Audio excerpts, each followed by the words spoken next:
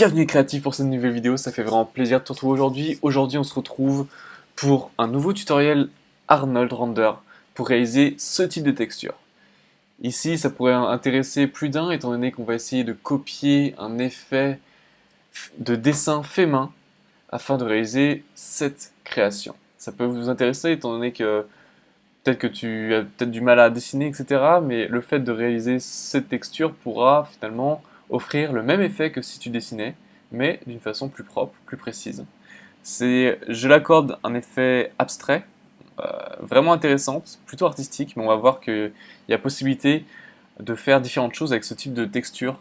Euh, donc on va voir ça maintenant, comment réaliser cet effet. On va commencer tout de suite avec un standard surface. Alors déjà pour créer une texture Arnold, tu vas dans Créer, Arnold, Surface, Standard Surface, ce qui va te donner une première texture ici. Ok. Ensuite, ce qu'on va faire, c'est que cette texture-là, tu vas l'appliquer à ton mesh pour commencer. Donc on va, hop, j'ai changé un peu l'interface, donc voilà. Hop, on va le glisser ici, sur notre mesh.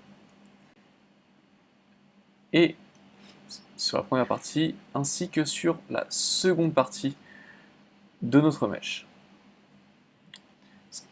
Ce qu'on va faire, c'est qu'on va enlever le node et on va rajouter un autre effet qui s'appelle ramp RGB. Alors, le ramp RGB, ça va être principalement cet effet qui va guider toute la manipulation, toute la texture. On le glisse dans l'Arnold Beauty, ici. Ce qu'on va faire, c'est que directement, on va changer d'interpolation. Au lieu de Smooth Knot, on va le mettre en None, ce qui va te permettre en fait d'avoir une répartition des couleurs beaucoup plus séparée, beaucoup plus marquée.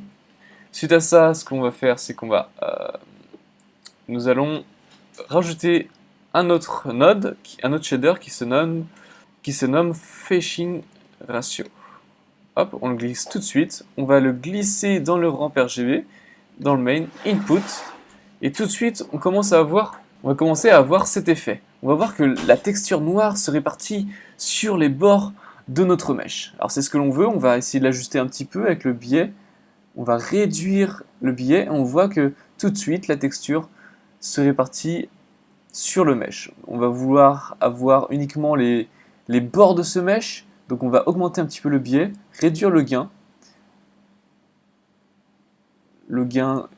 qui va être autour de 0,33, et c'est à toi de tâtonner un petit peu, et on va pousser un peu le biais à 0,26, allez un petit peu moins, 0,2, voilà.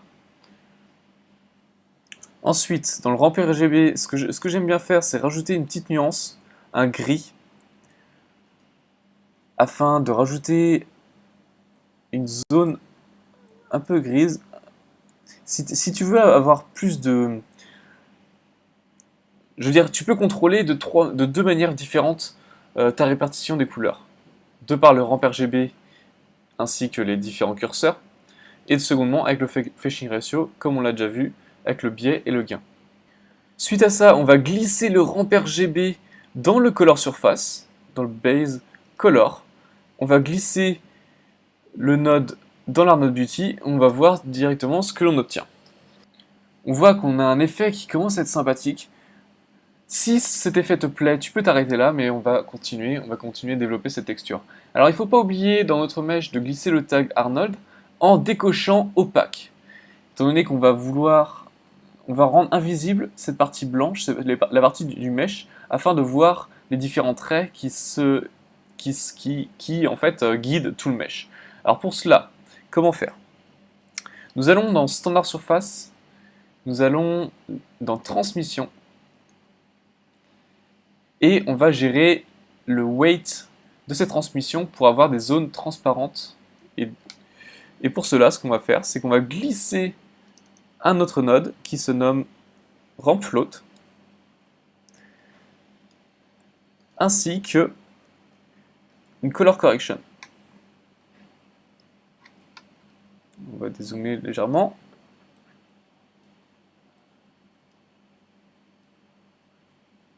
On pousse dans Input de ramp float et ainsi que la color correction. On va glisser dans l'Arnold Beauty et dans le color correct, on va mettre la saturation à 0. Enfin, c'est ce que j'avais fait, mais ça sert ici à rien étant donné qu'on n'a aucune couleur. Mais si jamais tu joues avec des couleurs telles que les couleurs que tu veux, je t'invite à pousser, à mettre la saturation à 0. Ici, nous allons jouer avec le ramp float pour avoir des zones plus blanches ou non, pour avoir encore une fois plus de contrôle. Et ici, nous allons glisser le node color correction dans la transmission weight. Et ici, nous allons relier le standard surface au Arnold Beauty. On commence à avoir un effet vraiment sympathique. Mais ce qu'on va faire, c'est qu'on va enlever en fait cet effet 3D, ces réflexions qui sont sur notre mesh. Et pour cela, c'est dans Spécularité, on va mettre à 0 l'indice de réfraction afin de ne plus du tout avoir de réflexion et pour qu'on ait plus que les lignes noires qui apparaissent sur notre mesh. Encore une fois, il faut bien avec l'Arnold tag décocher opaque, sinon tu continueras de voir les réflexions de ton mesh.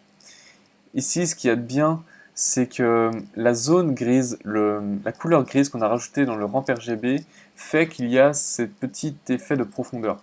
Si tu l'enlèves, tu vas avoir finalement que ces traits noirs tout autour de ton mesh, ce qui fait que ça va être quelque chose de bien plus abstrait que si tu rajoutais cette couleur grise. Cette couleur grise, je trouve, apporte de la profondeur et rend le mesh beaucoup plus intéressant. Donc voilà, nous avons créé notre première texture. Ici, tu as toujours possibilité de gérer. Si tu trouves que c'est trop noir, tu peux gérer ici en réduisant un petit peu la couleur grise et la couleur blanche afin d'avoir des zones moins noires pour que ce soit beaucoup plus subtil. Donc suite à ça, nous avons notre première texture que l'on va renommer Toon Shader. Nous allons ensuite créer un second. Créer Arnold Surface, Standard Surface. Nous allons remplacer le mesh actuel, enfin la texture actuelle sur nos meshs.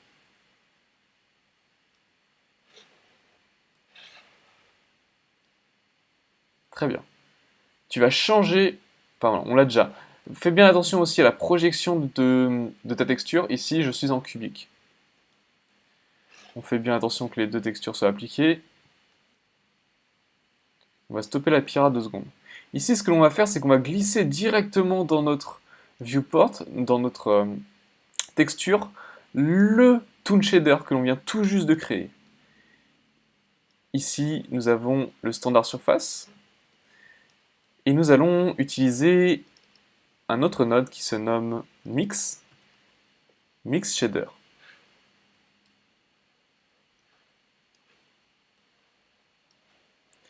Ici, dans ce Mix Shader, on va glisser le Toon Shader qu'on nous a tout juste créé en Shader 1 et le standard surface en 2.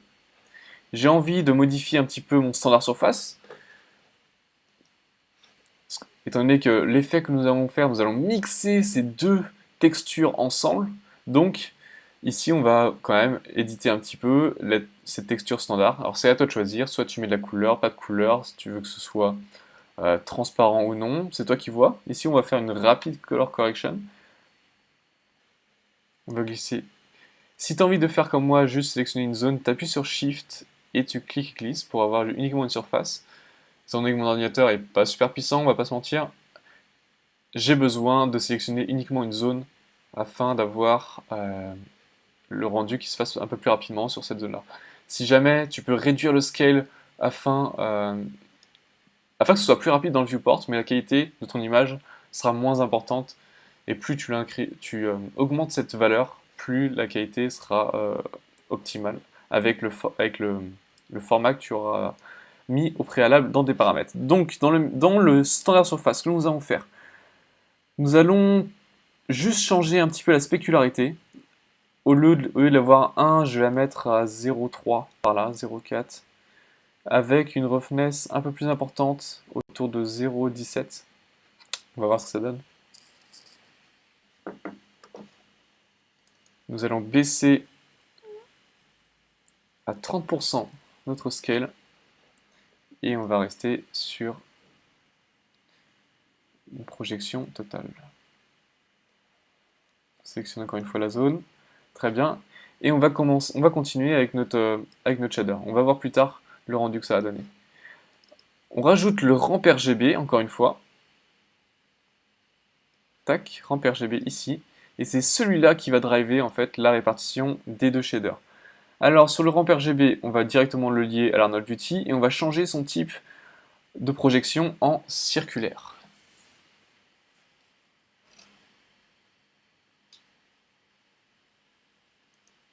Et encore une fois, l'interpolation en none. Nous allons glisser notre couleur blanche proche de notre couleur noire et on va voir tout de suite ce que ça donne. Ok, donc vous voyez, ici on a pour le coup la répartition de la couleur blanche et de la couleur noire. Alors la couleur noire ça va être notre texture Toon Shader qui va être répartie et la couleur blanche ça va être notre standard surface. Alors grâce à ce ramp RGB, tu vas pouvoir, si tu veux animer déjà ta texture, partir d'une texture tout à fait normale et la transformer avec cet effet de dessin. Ou encore, tu peux juste voilà, jouer avec ces paramètres. Tu peux, pourquoi pas, rajouter une couleur noire afin d'avoir des variations un petit peu. Alors, ce que je vais faire, c'est qu'on va faire du noir, blanc et noir de nouveau.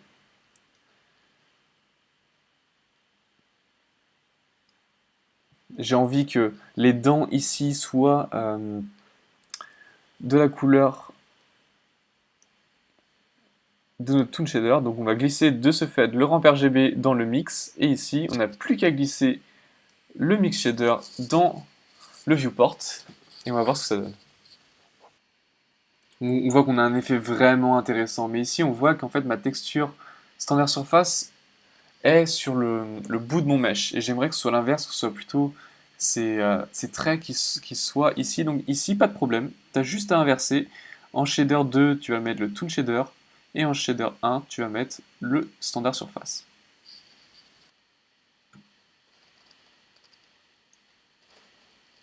Si tu as envie d'ajuster plus précisément comme moi et si tu as un pas d'ordi puissant, tu glisses directement le ramp RGB dans le viewport, comme ça il ne va pas calculer toutes les réflexions, toutes les différentes textures. Comme ça on va juste avoir une image en noir et blanc, ça va être beaucoup plus rapide. Ok, donc là déjà on voit mieux comment est répartie la texture. On va réduire un petit peu la couleur noire, on va la rapprocher du centre.